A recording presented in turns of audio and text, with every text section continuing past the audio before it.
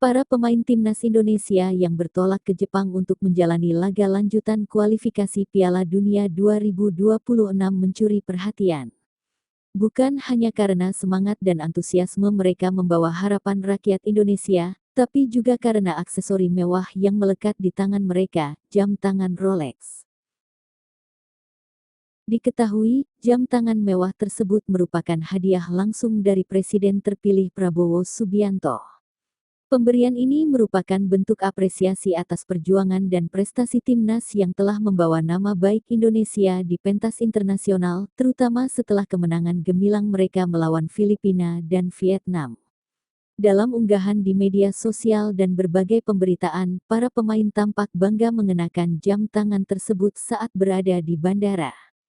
Hadiah ini tidak hanya menjadi simbol penghargaan, tetapi juga penyemangat tambahan bagi para pemain menjelang pertandingan.